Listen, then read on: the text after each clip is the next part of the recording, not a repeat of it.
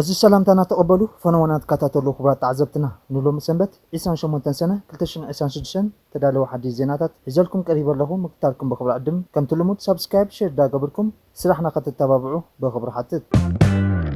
حبريت إيروبا أبتقاينا وسقب زخيش زلو وطري سكفتا خمزة حدرو قليتو سوماليا قاب إيروبا تسوغو زيغاتاتا مقبال أبعيلو نزاقرب اللخصي حبريت إيروبا نتيقا أمريكان إيران نتوع السلام بمتحسنا نحد عدن يكاسسا قدماي منستر إسرائيل بنجامين نتانياهو مس ليبانوس تبصح معقف سممع تاريخاو عوض كبل نيدو يوكرين عم تصري نداد روسيا متقعت فصيما لعلواي مرح إيران موتاباي كامينه قبل علي أمريكان إسرائيل حقاو سقوم تغوست تصويعو إذن كالن بزرزر حجركم كقربه سناي صانحيت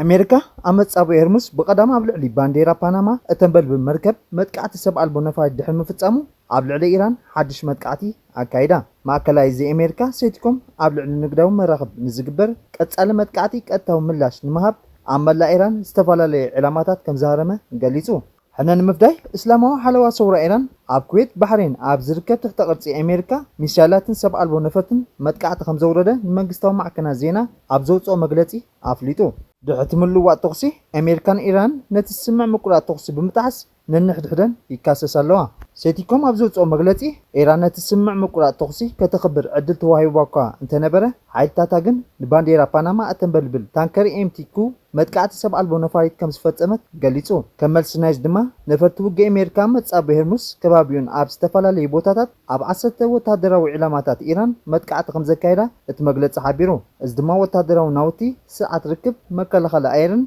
مخزن سبع البونفتن زتقالليو مغلط إيران أمريكا حيل بحر إسلامو حلوا صورة إيران عبل علتا جبنينا مركب نزوسدو سقمتي ملاش نمهاب عب إيران حموش مدبرات جماجم بحر متقعت خمس فتسمت قاليتو نزحنا نمبداي إسلامو حلوا صورة إيران عب كويت هبزركب مدبر علي السلامن أبورت سلمان بحرينن أبزركبو حمشاي مركب حيل بحرن أبشمون توسنت تحت قرصي بلاستيك مشايلاتن سبع البونفرتن كم زعنوا قاليتو أمريكا قبل على إيران زكايرتو دحرواي متقعتي مستقلصه نويح خيصنحه ترام ابترو سوشال تيران فصيما خمزه تمار زرئي يخبر قاليتو دحدقيم رتعوان زين خنول اوان كمص خليو نزازي بعود جمرنا يسراح دما بوتادراو منغدي كنزازمو كنغددينا خبل تمال قدامشت قاليتو تصحف اصعبو كم تخوينو اسلاماويت ريبابليك ايران دحدقيم ايكتولنا خبل أبريو قدما منستر إسرائيل بنجامين نتانياهو بزعت أمونغو إسرائيل ليبانوس تبصح سمع مغلط ذهب خون كله منغست ليبانوس نت بدفرز وسدو سقمتي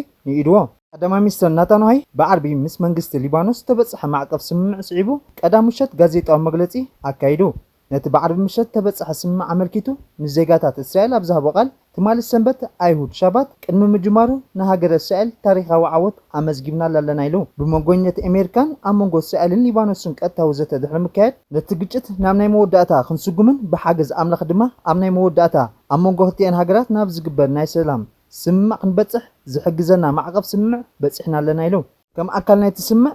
أمريكان ليبانوسن إسرائيل اب مريت ليبانوس نعا زخون سقات ጸጥታ حساب زهلوا زباون ጸጥታውን ናይ ምሕላው መሰል ከም ዘለዋ أفلوت إهبانية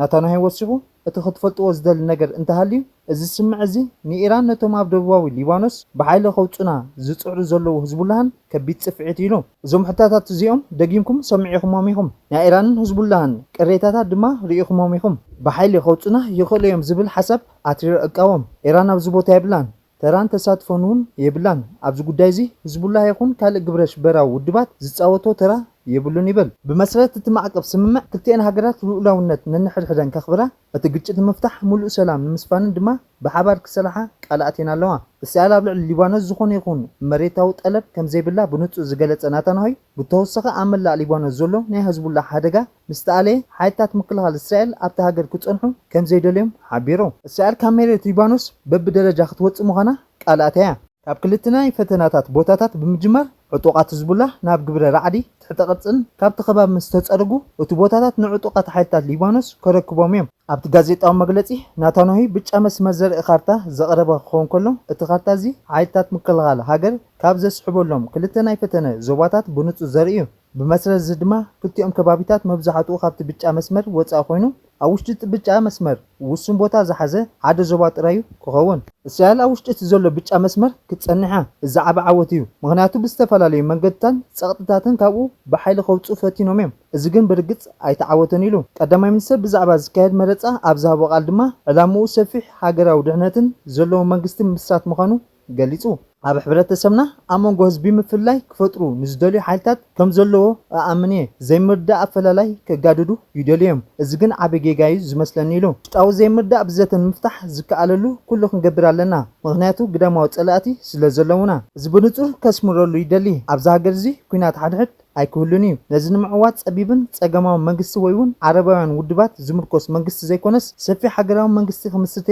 ዝሓስብ ምክንያቱ ኣብ መንጎና ኣብ ስምዕ ንኽበፅሕ እንኽእለሉ እንኮ መንገዲ እዚ ጥራይ ዝብል እምነት ኣለኒ ኢሉ እዚ እንታይ ማለት እዩ ፖለቲካዊ ተነፅሎ እገዳ ክውዳእ ኣለዎ ማለት እዩ ኣነ ዝኾነ ሰብ ኣየግለልኩን ኩሉ ሰብ ክጽምበር ማዕጾና ክፍት እዩ ኣብ መሰረታዊ መትከልና ምርዳእ ጥራዩ ዘድሊ ክብል መግለጺ ዛዚሙ ብተወሳኺ ኣባል ባይቶ ህዝቡላ ሓሰን ፈውድላህ ኣብ ሊባኖስ ብዛዕባ እታ ሃገር ምስ እስራኤል ዝገበረቶ ስምዕ ውሽጣዊ ግጭት ክህሉ ከም ዝኽእል ኣጠንቂቑ እዚ ድማ እቲ ብኢራን ዝድገፍ ጉጅለ ህዝቡላ ነቲ ስምዕ ብምጻክ ኣብ ግብሪ ከም ዘይውዕል ኣተንቢሁ ኣሎ እዚ ድሕሪ 5 ዙርያ ዝርርብ بعرب ዋሽንግተን ዝተኸተመ ስምዕ ኣብ መንጎ ጉራብቲ ሃገራት ንሰላም መንገዲ ንምጽራግ ዝዓለመ ኮይኑ ንህዝቡላህ ኣጥቂ ንምፍታሕ ዝዓለመ መደባት ዘጠቓለለ እዩ ፈዋላህ ፕሬዝደንት ሊባኖስ ጆሴፍ ዓውን ንፕሬዝደንት ኣሜሪካ ዶናልድ ትራምፕ ኣብ ዝገበሮ ናይ ቴሌፎን ጻውዒት መንግስቲ ሊባኖስ ነቲ ማዕቀፍ ስምዕ ኣብ ምትግባር ሓላፍነት ክትወስድ እያ ምባሉ ድሕሪ ሓደ መዓልቲ ምሕላፉ ተዛሪቡ እዚ ከምዚ እንዳሃለወ ላዕለዋይ መራሒ ኢራን ሞታባይ ካሚነ ኣብ ዘውፅኦ መግለጺ ጽገናታት ፍርዲ ክትኣታቶ ኣንጻር ዝኾነ ብልሽውና ዝያዳ ተሪስጉም ትኽወሰድ ከምኡውን ኣብ ልዕሊ ኣሜሪካን እስራኤልን ሃገራዊ ሕጋዊ ክስታት ክቕጽል ጸዊዑ ሞታባይ ካሚነ ህይወት 168 ዝበዝሓ ህጻናትን ደቂ ኣንስትዮን ዝወሰደ መጥቃዕቲ ኣብ መባእታ ቤት ትምህርቲ ሚናብ ኣብ ላልመድን እተፈጸመ መጥቃዕታት ከምኡውን ቅትለት ላዕለዋይ መራሒ ነበር ዓሊ ካሚነ ዝምልከት መርመራታት ክሳብቶም ተሓተትን ኣብ ቤት ፍርዲ ዝቐርቡ ክቕጽል ከም ዘለዎ ሓቢሩ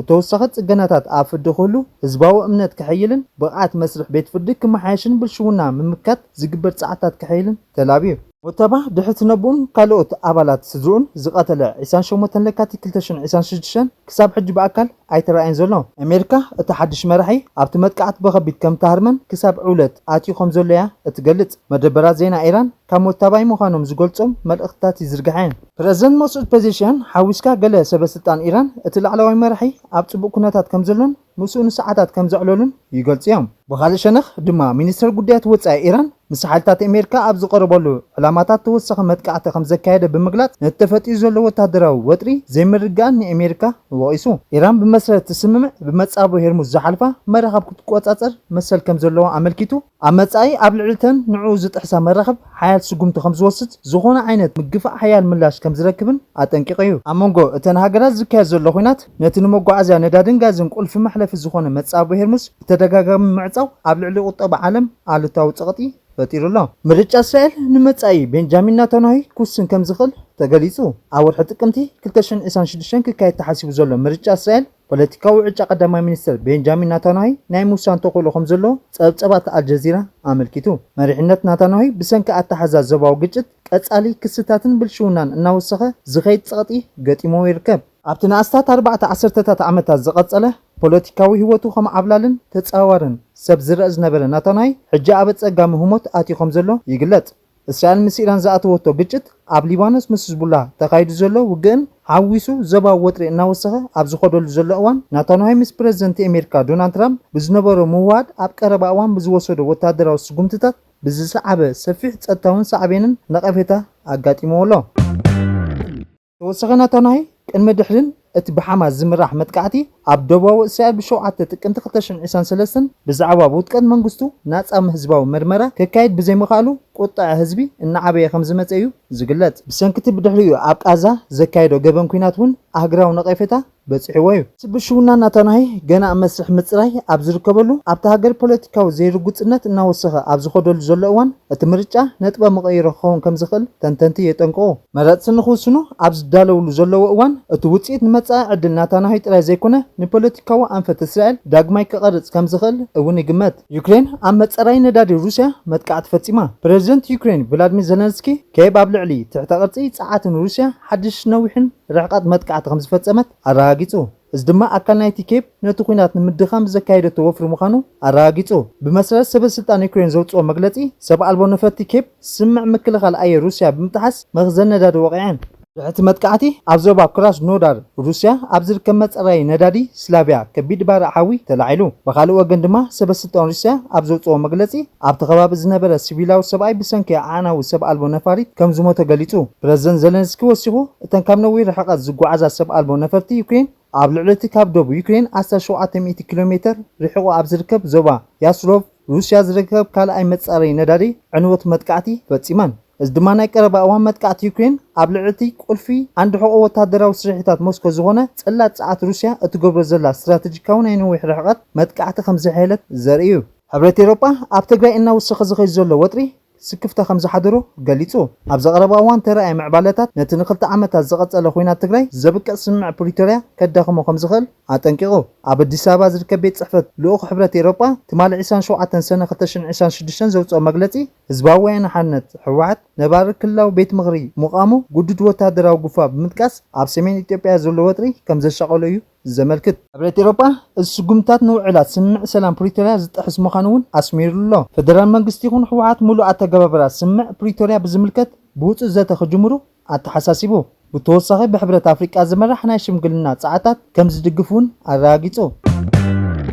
እዚ መግለፂ ሕብረት ኤውሮጳ ነቲ ብ26 ሰነ ካብ ኤምባሲ ኣሜሪካ ኣብ ኣዲስ ኣበባ ዝወፀ መግለፂ ስዕብ እዩ ዝወፀ። እቲ ኤምባሲ ስምዕ ፕሪቶርያ ሙሉእ ክትግበር ፀዊዑሎ። ነዚ መግለፂ ዘውፀአ ኣሜሪካ ኣብ ልዕሊ ኣኽረተ ኣባላት ህወሓት ናይ ቀረባ ስድራ ቤቶምን ናይ ቪዛ እገዳ ከም ዘንበረት ካብ እትገልጽ ድሕሪ ሓደ ሰሙን እዩ። ሶማልያ ካብ ኤውሮጳ ንተሰጎጉ ዜጋታታ ምቕባል ኣብያ ኢሉ ንዘቐረበላ ክሲ ሕብረት ኤውሮጳ ነፂጋቶ። እቲ ሃገር ዜጋታታት ሶማል ምዃኖም ዝተረጋገፀ ሰባት ጥራሕ ከም እትቕበል ብምግላጽ ነቲ ሕብረት ኤውሮጳ ኣብ ምጥራዞም ምትሕባር ኣብያ ኢሉ ዝኸሰሶ ክሲ ነፂጋቶ። ፕረዚደንት ሓሰን ሼክ መሐሙድ ሶማልያ ዜጋታታ ምቕባል ኣብያ ኣይትፈልጥን እያ ድሕሪ ምባል መንግስቲ እቶም ዝተሰጎጉ ዘለዉ መጀመርታ ናይ ብሓቂ ሶማልያውያን ምዃኖም ከረጋግጽ ኣለዎ ኢሉ። ቅድሚ ሕጂ ገለ ካብ ኤውሮጳ ተሰጎጉ ሰባት ዜጋታት ሶማልያ ከም ዘይኮኑ ከም ተረጋገጸ ኣብሪሁ። እቲ ፕረዚደንት ዜጋታት ካልኦት ቀርኒ ኣፍሪቃ ሓተተ ዖባ ኣብ ኤውሮጳ ዖባ ክሓቱ ከለዉ ሶማልያውያን ኢና ይብሉ ነይሮም ይብል። እቲ ፕረዚደንት ህዝብታት ቀርኒ ኣፍሪቃ ዘመሳስል መልክዕ ስለ ዘለዎም ገለ ሶማልያውያን ዘይኮኑ ሶማልያውያን ኢና